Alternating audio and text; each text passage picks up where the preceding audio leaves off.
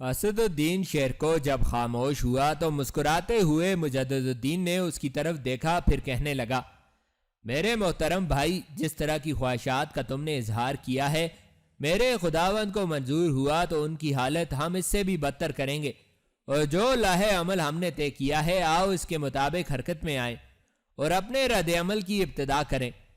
اس پر شیرکو نے اتفاق کیا۔ پھر جو نقیب سامنے کی طرف سے آئے تھے انہیں بھی آپس میں تقسیم کر لیا گیا۔ سب سے پہلے اپنے آدھے لشکر کے ساتھ مجدد الدین حرکت میں آیا اور وہاں سے کوچ کر لیا، اس لیے کہ اس نے لمبا کعوہ کاٹتے ہوئے دشمن کے سامنے نمودار ہونا تھا۔ اس کے تھوڑی ہی دیر بعد دشمن کی پشت کی طرف جانے کے لیے باقی ماندہ نقیبوں کی رہنمائی میں اسد الدین شیرکو بھی وہاں سے کوچ کر چکا تھا۔ شیرکو نے جب اندازہ لگایا کہ مجدد الدین اپنے لشکر کے ساتھ دشمن کے سامنے کے حصے کے قریب پہنچ چکا ہوگا، تب وہ اچانک دشمن کی پشت کی طرف نمودار ہوا۔ پھر اس نے اور اس کے لشکر نے کچھ اس انداز میں تکبیریں بلند کیں جیسے تاریکی اور وحشت بھرے میدانوں میں چیختی چلاتی ہواؤں اور رقص کرتے پرشور بگولوں نے خاک سے خلاؤں تک ایک عجیب و غریب سما باندھ کر رکھ دیا ہو۔ تکبیروں کی ان آوازوں نے تڑپتے دل کے درد چاروں طرف پھیلا کر رکھ دیے تھے۔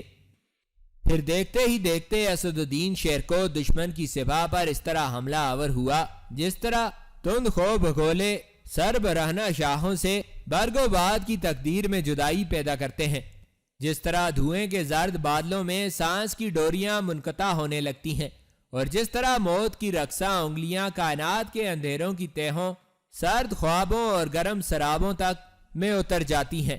اسد الدین شیرکو کا یہ حملہ ایسا جان لیوا بے روک تھا کہ دور تک وہ صلیبیوں کی لاشوں کے ڈھیر لگاتا چلا گیا تھا۔ این اس لمحہ جب صلیبی جو اپنا کافی نقصان کرانے کے بعد سنبھل رہے تھے اور چاہتے تھے کہ پورے لشکر کو مجتمع کر کے شیرکو پر ضرب لگائیں، اچانک کعوہ کاٹتے ہوئے مجدد الدین نمودار ہوا۔ اس نے بھی اپنے حملوں کی اس طرح ابتدا کی کہ جس طرح نسلوں اور صدیوں کی آہ و بقا کھڑی کرنے کے لیے طلسمی غاروں سے نکل کر کالی راتوں کے جنگجو کسی کو اپنا ہدف بناتے ہیں۔ پھر دیکھتے ہی دیکھتے مجدد الدین نے دشمن کے ہونٹوں کی شبنم کو زخمی نطق، آنکھوں کی جوت کو سپنوں کی آگ، روح کو بے دھرما گھاؤ، دل کو ناآشنا خلش، جسم و جاں کو ہجر کی تلخیوں میں تبدیل کر دینے والے لاکھوں طوفانی غموں، خوفناک اندھی کوہت اور سمندر کے غسیلے رقص کی طرح چالنا شروع کر دیا تھا۔ صلیبی اس دو طرفہ حملے سے بوکھلا گئے تھے۔ شاید اس سے پہلے ان کا ایسے مجاہدوں سے پالا نہیں پڑا تھا جو ہولناک طاقتور موت کو زندگی کے اسرار میں تبدیل کر دیتے ہوں۔ انہوں نے ایسے جنگجو نہ دیکھے تھے جو ادھام کی زنجیروں اور کفر و الحاد کے تمدن کو تسلیم و ونا میں ڈھالنے کی خود ڈھال دینے کا ہنر جانتے ہوں۔ اس سے پہلے انہوں نے ایسے سرفروش نہ دیکھے تھے جو ذلت کے شبستانوں کو خیر و سعادت کے سرچشموں میں تبدیل کرنے کا ہنر جانتے ہوں۔ شاید وہ ایسے بے لوث سرفروشوں کی جنگی مہارت سے آگاہی نہ رکھتے تھے جو صنم خانوں کی خاموشیوں کی عبودیت کے پراسرار نغموں میں تبدیل کرنے کی ہمت و جرت اور شجاعت رکھتے ہوں۔ صلیبیوں نے جب دیکھا کہ مسلمانوں کے دو طرفہ حملے کا زور لمحہ بلمحہ بڑھتا جا رہا ہے اور لشکریوں کے اندر بددلی کے آثار نمودار ہونا شروع ہو چکے ہیں، تو انہیں فکر لاحق ہوئی۔ وہ جانتے تھے کہ اگر انہیں اس جگہ شکست ہوئی اور رسوائی کا سامان کرنا پڑا تو اس کے دو طرح کے دورست نتائج ہوں گے۔ اول یہ کہ مسلمانوں کے مقابلے میں صلیبیوں کے حوصلے پست ہو جائیں گے اور آنے والی جنگوں میں وہ ڈٹ کر ان کا مقابلہ نہیں کر سکیں گے۔ ثانیاً یہ کہ اگر اس جگہ انہیں شکست کا سامنا کرنا پڑتا ہے تو ان کا وہ صلیبی لشکر جو کارنرڈ لوئی اور بالڈون کی سرکردگی میں دمشق شہر کا محاصرہ کیے ہوئے ہے، اس میں بھی بددلی کے آثار پیدا ہو جائیں گے اور وہ بھی اس شکست کا سن کر جنگ جاری رکھنے سے کترانے لگیں گے۔ یہ سوچتے ہوئے اس صلیبی لشکر کے سالاروں نے اپنے آپ کو پوری طرح مجتمع کیا۔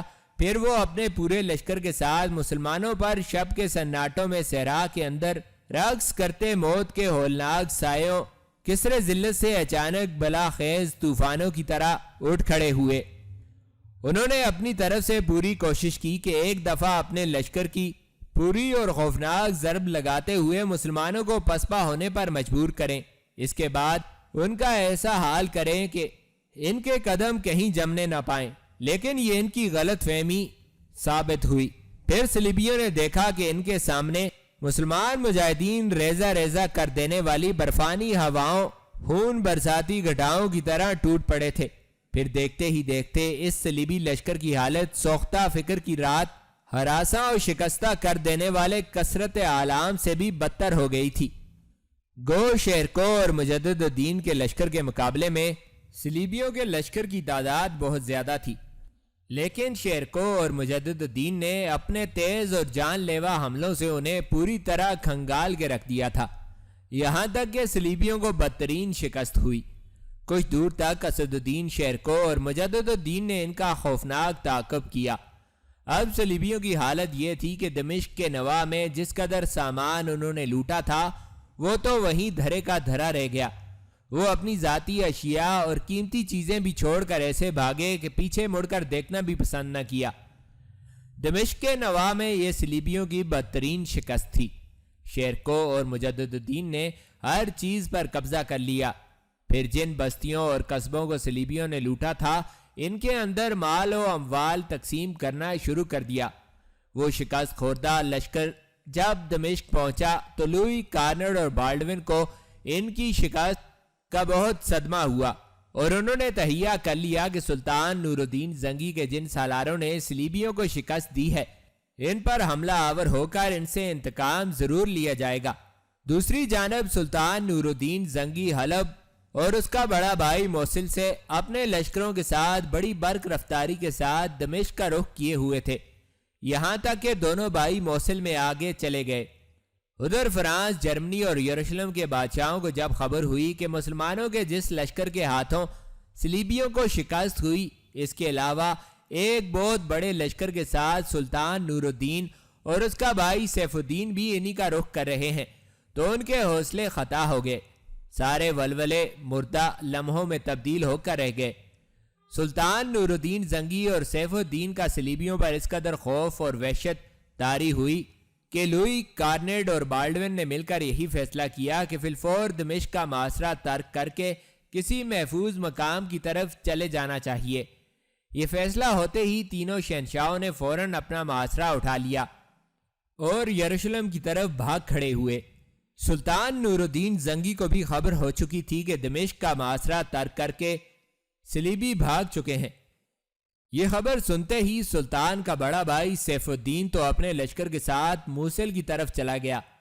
جو لشکر سلطان نور الدین زنگی اپنے ساتھ لے کر آیا تھا اس کے ساتھ سلطان نے بلبک کا رخ کیا اور وہاں اس نے پڑاؤ کر لیا تاکہ اس سمت سے اگر کوئی صلیبی مسلمان علاقوں میں داخل ہونے کی کوشش کرے تو اس کی سرکوبی کی جا سکے۔ ساتھ ہی سلطان نے شیرکو اور مجدد الدین کو بھی پیغام بھجوایا کہ جب وہ یہ یقین کر لیں کہ صلیبی دمشق سے پوری طرح سمٹ کر یروشلم کی طرف چلے گئے ہیں تب وہ بھی اپنے لشکر کے ساتھ بلبک میں اس سے آن ملیں۔ یوں تینوں شہنشاہ جب اپنی صلیبی لشکر کو لے کر یروشلم کی طرف چلے گئے تب اسد الدین شیرکو اور مجدد الدین بھی اپنے لشکر کے ساتھ بلبک کی طرف چلے گئے تھے۔ یروشلم پہنچ کر تینوں شہنشاہوں کے متحدہ لشکر نے آپس میں صلاح مشورہ کیا کہ اب انکلان کا محاصرہ کر لینا چاہیے۔ مسلمانوں کے اس شہر پر قبضہ کرنے کے بعد پھر کسی سمت کا رخ کرنا چاہیے، لیکن یہ لاہ عمل بھی اپنی تکمیل کو نہ پہنچ سکا، اس لیے کہ جرمنی کا شہنشاہ کارنٹ سمجھ چکا تھا کہ مسلمانوں کے مقابلے میں کسی میدان میں انہیں فتح نصیب ہوتی دکھائی نہیں دیتی، لہٰذا وہ ان جنگوں سے بیزار ہو گیا۔ دمشق کے نواح میں صلیبیوں کو جو بدترین شکست ہوئی تھی، دمشق کے محاصرے میں ناکامی کے بعد وہ دل برداشتہ سا ہو گیا اور واپس جانے کا ارادہ کر لیا۔ تاہم بہت سے جرمن صلیبی اس کے ساتھ واپس نہیں گئے، ان مختلف شہروں اور قلعوں میں جا گزین ہوئے جو نصرانیوں کے قبضے میں تھے۔ دوسری جانب فرانس کا شہنشاہ کچھ عرصہ فلسطین میں رہا، پھر وہ بھی یورپ چلا گیا، تاہم اس کے ساتھ واپس جانے والے بہت کم افراد فرانسیسی تھے، باقی سارے فرانسیسی مسلمانوں سے جنگ کرنے کے لیے ارض فلسطین میں ہی رہ گئے۔ فرانسیسیوں نے روئن نام کے قلعے کو اپنا مسکن بنا لیا اور اسی قلعے میں اپنی قوت جمع کرنا شروع ہو گئے۔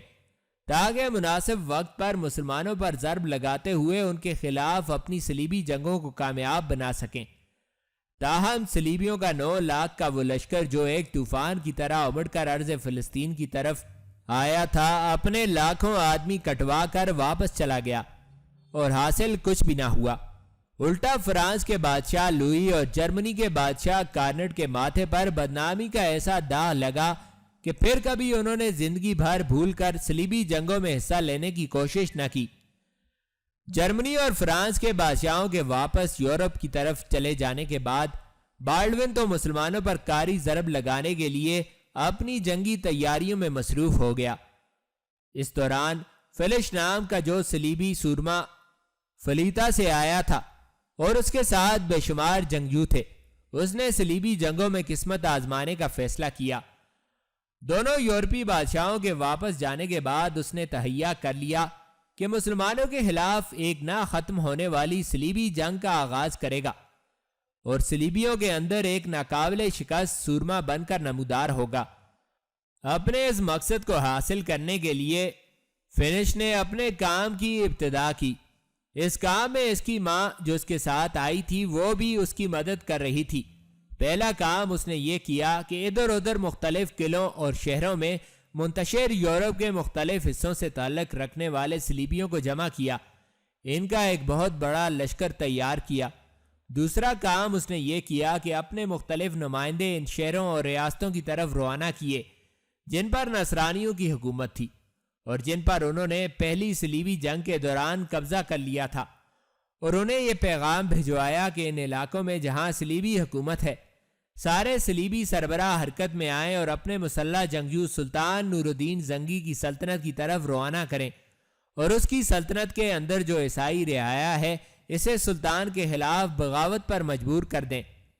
اس کا ارادہ تھا کہ اس طرح جب سلطان نور الدین زنگی کی سلطنت میں جو عیسائی ہیں وہ عام بغاوت کا اعلان کریں گے اور نور الدین زنگی کی سلطنت میں افراتفری کا عالم پھیلے گا، تب وہ مسلمانوں کے خلاف کارروائی کرے گا اور صلیبی جنگوں کو کامیاب بنانے کی کوشش کرے گا۔ تیسرا فیصلہ جو اس نے کیا وہ انتہائی خطرناک تھا، اور وہ یہ کہ ان دنوں حسن حریقہ نام کا ایک قلعہ بڑا مضبوط اور مستحکم خیال کیا جاتا تھا۔ یہ قلعہ اس وقت طرابلس کے نصرانی حکمران ریمنڈ کی عملداری میں شامل تھا۔ اس نے چونکہ گزشتہ جنگوں میں بڑھ چڑھ کر حصہ نہیں لیا تھا، لہذا فینش نے یہ ارادہ کیا کہ اس قلعہ پر قبضہ کر کے اسے صلیبیوں کا مرکز بنائے اور وہاں سے نکل کر نور الدین کے علاقوں پر قبضہ کرنے کی کوشش کرے۔ سلطان نور الدین نے ان دنوں اپنے لشکر کے ساتھ بلبک میں قیام کیا ہوا تھا اور دمشق کے حکمران مجیر الدین کا وزیر وہاں اپنے چند دستوں کے ساتھ سلطان کی خدمت میں حاضر ہوا تھا اور وہاں اس نے سلطان کی بہترین ضیافت کا اہتمام کیا تھا۔ فینش نے اپنے کام کی ابتدا بڑی برق رفتاری سے کی۔ جو صلیبی لشکر اس کے پاس جمع ہو گیا تھا اس کے ساتھ وہ حرکت میں آیا۔ فی الفور وہ حسن حریمہ نام کے قلعے پر حملہ آور ہوا اور وہ ریمنڈ کے اس لشکر کو جو وہاں تھا اسے شکست دینے کے بعد قلعے پر قبضہ کر لیا۔ یہاں اس قلعے میں اپنی قوت اور طاقت کو مجتمع کرنے کے بعد فینش اب طرابلس پر حملہ کرنے اور اس پر قبضہ کرنے کے متعلق لاہ عمل تیار کرنے لگا تھا۔ لیکن فینش کی بدقسمتی کہ ریمنڈ بھی بیکار نہیں بیٹھا تھا۔ اس نے اپنے خاص آدمی بلبک سلطان نور الدین زنگی کی خدمت میں بھیجے اور سلطان سے التماس کی کہ حسن حریمہ فینش نے مجھ سے چھین لیا ہے، اگر سلطان نور الدین حسن حریمہ پر حملہ آور ہو کر اس کو فینش سے آزاد کروا کر اپنے قبضے میں کر لے تو وہ فینش کی نسبت حسن حریمہ پر مسلمانوں کے قبضے کو ترجیح دے گا۔ اس طرح طرابلس کے حکمران ریمنڈ نے سلطان نور الدین کو اجازت دے دی کہ وہ اگر حسن حریمہ فتح کرے تو اسے کوئی اعتراض نہ ہوگا۔ ریمنڈ کا یہ پیغام ملتے ہی سلطان نے اپنے لشکر کے ساتھ بلبک سے کوچ کیا اور حسن حریمہ کا رخ کیا۔ معین الدین جو اس وقت بلبک میں مقیم تھا وہ بھی اپنے دستوں کے ہمراہ سلطان کے ساتھ ہو لیا۔ حسن حریمہ پہنچ کر سلطان نے اپنے لشکر کو شہر کے باہر پڑاؤ کرنے کا حکم دیا، جبکہ فینش والی تلیتا نے مسلمانوں کا مقابلہ کرنے کے لیے فصیل کے اوپر انگنت لشکری پھیلا دیے تھے۔ صرف فصیل کے اوپر اس قدر لشکری تھے کہ جن کی تعداد سلطان نور الدین زنگی کے کل لشکر سے بھی زیادہ تھی، اور صلیبیوں کا جو لشکر شہر کے اندر محفوظ تھا وہ اس کے علاوہ تھا۔ جب لشکر خیمہ زن ہو چکا تب سلطان اپنے خیموں سے باہر شہر بنا کی طرف آیا۔ اس وقت اس کے ساتھ شیرکو، مجد الدین، شمس الدین، خلتخ اور دوسرے نامور جرنیلوں میں نجم الدین، اسامہ بن مرشد، فخر الدین مسعود اور کچھ دوسرے چھوٹے سالار تھے۔ سلطان کچھ دیر تک حسن حریمہ کی فصیل کا جائزہ لیتا رہا، پھر اپنے سالاروں کو مخاطب کرتے ہوئے وہ کہہ رہا تھا: عزیزان من، حسن حریمہ کی فصیل تمہارے سامنے ہے۔ اندلس کا سورما فینش ایک بہت بڑے صلیبی لشکر کے ساتھ اس کے اندر موجود ہے۔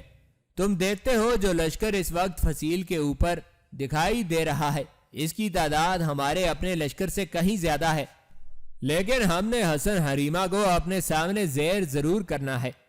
اس موقع پر اسد الدین شیر کو سلطان نور الدین زنگی کو مخاطب کر کے کہہ رہا تھا: سلطان محترم، یہ جو صلیبی اس وقت حسن حریمہ کی فصیل پر ہیں، عنقریب یہ فصیل کے اوپر دکھائی نہیں دیں گے۔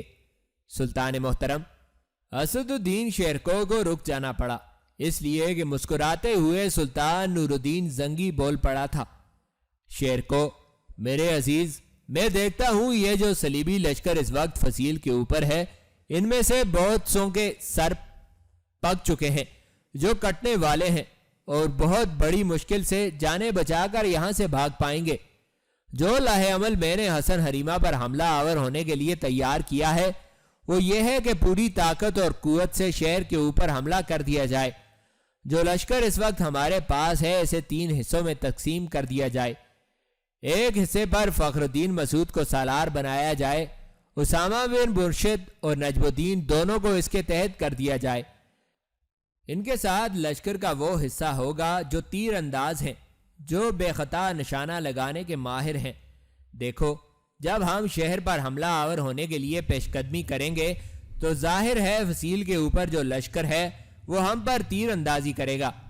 ان کی تیر اندازی کو ناکارہ بنانے کے لیے فخر الدین مسعود، اسامہ بن مرشد اور نجم الدین اپنی کارروائی کریں گے، اور ان سے بھی زیادہ ہولناک انداز میں شہر کی فصیل پر تیر اندازی کریں گے۔ ایسی زوردار تیر اندازی کہ شہر کے اوپر جو صلیبی لشکری ہیں وہ اپنی جانیں بچانے کے لیے برجوں کے اندر چھپنے پر مجبور ہو جائیں۔ لشکر کے باقی جو 2 حصے ہیں ان میں سے ایک میرے پاس ہوگا۔ شمس الدین، خلتخ دونوں میرے ساتھ کام کریں گے، اس لیے کہ جو لشکر اس وقت دمشق پر حملہ آور ہونے کے لیے آیا تھا اس میں یہ میرے ساتھ شامل تھے۔ تیسرا لشکر شیرکو تمہارے اور مجدد الدین کے پاس ہوگا۔ جو لشکر میرے اور تم دونوں کے پاس ہوگا وہ شہر پر زوردار حملے شروع کرے گا، اور شہر کی فصیل کے اوپر جو تیر انداز ہوں گے ان کی تیر اندازی کو فخر الدین مسعود، نجم الدین اور اسامہ بن مرشد ناکام بنائیں گے۔ اس طرح اگر ہم تیز حملے کر کے شہر کی فصیل کو کسی نہ کسی طرح گرانے میں کامیاب ہو جائیں تو شہر زیادہ دیر ہمارے سامنے ٹھہر نہیں سکے گا۔ سارے سالاروں نے سلطان نور الدین زنگی کی اس تجویز سے اتفاق کیا، پھر لشکر کی تقسیم کو آخری شکل دے دی گئی۔ اس کے بعد شہر پر حملہ کر دیا گیا۔ سلطان نور الدین زنگی، شیرکو، مجدد الدین، شمس الدین اور خلتخ کی طرف سے حسن حریمہ پر یہ ہولناک حملے تھے، اور پھر ان کی مدد کے لیے فخر الدین مسعود اور اسامہ بن مرشد اور نجم الدین بھی کمال جرأت مندی کا مظاہرہ کرتے ہوئے اپنے حصے کے لشکر کے ساتھ اس طرح تیر اندازی کرا رہے تھے کہ شہر کی فصیل کے اوپر جو صلیبیوں کا حفاظتی لشکر تھا اپنی جانیں بچانے کے لیے وہ فصیل کے برجوں اور فصیل کے اوپر جو تیر اندازی کے لیے خلال بنے ہوئے تھے ان کے پیچھے چھپ گئے تھے۔ اس موقع سے سلطان نور الدین زنگی، شیرکو اور مجدد الدین نے فائدہ اٹھایا۔ جنوبی فصیل کا حصہ گرا دیا گیا۔ فصیل کا گرنا تھا کہ ایک طوفان اٹھ کھڑا ہوا۔ مسلمان لشکری ہولناک انداز میں تکبیریں بلند کرتے ہوئے شہر میں گھس گئے۔ صلیبی لشکر نے ایک باری پوری طاقت اور قوت سے حملہ کیا، لیکن ان کی جب کافی بڑی تعداد مسلمانوں کے ہاتھوں تہہ ہو گئی تب ان کے حوصلے پست ہو گئے۔ تب انہوں نے ہتھیار ڈال کر امان طلب کر لی۔ حسن حریمہ میں جن صلیبیوں نے ہتھیار ڈالے تھے اور امان طلب کی تھی ان میں اندلس کے علاقے تلیتا کا حاکم فینش اور اس کی ماں دونوں شامل تھے۔ ان دونوں کو گرفتار کر لیا گیا تھا۔ سلطان نور الدین زنگی نے اس جنگ کے دوران جو مال غنیمت ہاتھ لگا اس میں سے ایک حصہ جنگ میں گرفتار ہونے والے قیدیوں کے ساتھ اپنے بڑے بھائی سیف الدین کے پاس موصل روانہ کر دیا۔ اس دوران ایک اور بغاوت اٹھ کھڑی ہوئی۔ صلیبیوں نے اپنے جو نمائندے سلطان نور الدین زنگی کے شامی مقبوضات کی طرف روانہ کیے تھے اور وہاں موجود نصرانیوں کو بغاوت کے لیے اکسایا تھا، تو اس کے خاطر خواہ نتائج ہوئے۔ صلیبیوں کے کہنے پر سلطان نور الدین زنگی کے شامی مقبوضات میں جس قدر عیسائی تھے، انہوں نے سلطان کے خلاف عام بغاوت کر دی۔ جگہ جگہ فتنے فساد اٹھ کھڑے ہوئے۔ ایک طرح سے مسلمانوں کے خلاف نصرانیوں نے بغاوت کر دی تھی۔ صلیبیوں نے وہاں آباد نصرانیوں کے ذہن میں یہ بات ڈال دی تھی کہ سلطان عماد الدین زنگی فوت ہو چکا ہے اور اس کا بیٹا نور الدین زنگی اس قابل نہیں ہے کہ اپنے باپ کی سلطنت کو سنبھال سکے۔ انہوں نے شامی مقبوضات میں آباد نصرانیوں کو یہ بھی یقین دلایا کہ بس ایک بار نور الدین زنگی کے خلاف بغاوت کرتے ہوئے اٹھ کھڑے ہوں۔ اگر وہ ایسا کریں گے تو بہت جلد سلطان نور الدین ان کے سامنے ہتھیار ڈالنے پر مجبور ہو جائے گا۔ یہ صورتحال یقیناً پریشان کن تھی، لیکن سلطان نور الدین کے پائے استقلال میں کوئی لغزش نہ آئی۔ حسن حریمہ کو فتح کرنے کے بعد صلیبیوں پر وہ پہلے ہی ایک کاری ضرب لگانا چاہتا تھا۔ اس نے اپنے کام کی ابتدا کی۔ اس نے اپنے لشکر کے کئی حصے کیے اور انہیں مختلف شہروں اور علاقوں جہاں نصرانیوں نے بغاوت کھڑی کی تھی انہیں فروغ کرنے کے لیے روانہ کر دیا تھا۔ خود بھی سلطان اس بغاوت کو سر کرنے میں پیش تھا۔ نصرانی بلوائیوں کا خیال تھا کہ انہوں نے جو سلطان کے خلاف بغاوت سرکشی کی ہے اس میں وہ ہر صورت کامیاب ہوں گے۔ اس کے علاوہ طرابلس کے حاکم ریمنڈ نے مسلمانوں کے خلاف ایک اور سازش کھڑی کی۔ اس نے بے شمار اور انگنت صلیبیوں کو ایک جگہ جمع کیا اور انہیں یہ مشورہ دیا کہ وہ سب متحد ہو کر حلب کی طرف پیش قدمی کریں۔ سلطان نور الدین اپنے مرکزی شہر کی حفاظت کے لیے جب ان کے سامنے آیا تو آدھے صلیبی سلطان نور الدین کو اپنے ساتھ الجائے رکھیں اور دوسرے آدھے صلیبی علیحدہ ہو کر حلب پر حملہ آور ہوں۔ اس طرح سلطان نور الدین کی عسکری قوت دو حصوں میں بٹ کر کمزور ہو جائے گی اور اس پر قابو پانا آسان ہوگا۔ ان سب نصرانیوں نے جو طریقہ کار طے کیا اس کی خبر وقائع نگاروں نے فوراً سلطان کو کر دی۔ سلطان اپنے سالاروں کے ساتھ اپنا لشکر لے کر نکلا۔ وہ ابھی اپنے عمل کی ابتدا بھی نہ کر پائے تھے کہ سلطان ان پر وارد ہو گیا اور ایسا حملہ کیا کہ انگنت صلیبیوں کو اس نے موت کے گھاٹ اتار دیا اور وہ بے سر و سامانی کی حالت میں بھاگ کھڑے ہوئے۔ اس سازش کے متعلق علامہ ابن کثیر کا بیان ہے کہ اس لڑائی میں انگنت نصرانی مارے گئے اور جو باقی بچے ان کی تعداد کافی کم تھی۔ ان باغیوں کے کئی نامور سالاروں کو سلطان اور اس کے سالاروں نے گرفتار کر لیا۔ اس طرح سلطان اور اس کے سالاروں کی جرأت مندی اور عقل مندی کے باعث یہ ہولناک فتنہ بھی مکمل طور پر دبا دیا گیا۔ اس فتنے کو دبانے کے بعد سلطان نور الدین زنگی کے ہاتھ اس قدر مال غنیمت اور قیدی لگے کہ مال غنیمت کا ایک حصہ خلیفہ بغداد کو، موصل میں اپنے بھائی سیف الدین کو اور کونیا کے سلطان مسعود سلجوقی کو بھی بھجوایا۔ سلطان نور الدین زنگی کی اس فتح پر مسلم شاعروں نے بڑے طویل اور تاریخی قصیدے لکھے۔ اس دوران سلطان نور الدین زنگی کو ایک بہت بڑا صدمہ بھی ہوا اور وہ یہ کہ اس کا بھائی جو موصل کا حکمران تھا اور جس کا نام سیف الدین تھا بیمار ہو کر فوت ہو گیا۔ اس کی جگہ موصل کا والی سلطان نور الدین زنگی کا دوسرا بھائی قطب الدین ہو گیا۔ اس موقع پر نور الدین زنگی اور قطب الدین کے درمیان کچھ اختلافات بھی ہوئے، لیکن معاملہ بڑھنے نہیں پایا۔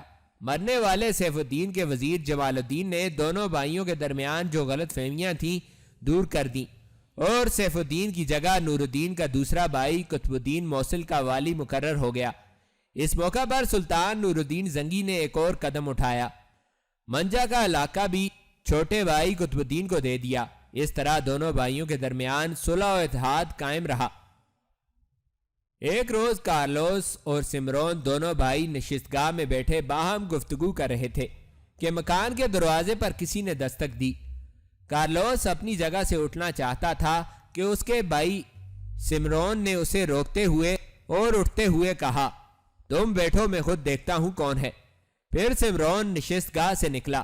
جب اس نے مکان کا بیرونی دروازہ کھولا تو اس نے دیکھا سامنے شمس الدین اور خلتق دونوں کھڑے مسکرا رہے تھے۔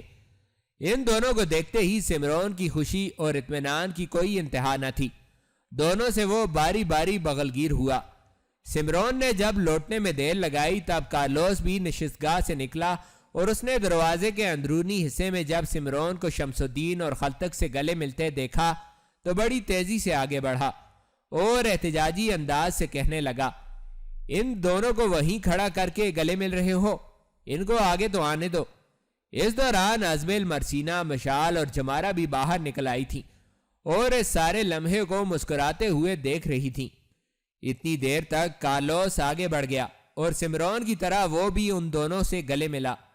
پھر دونوں شمس الدین اور خلتق کو لے کر نشستگاہ میں داخل ہوئے۔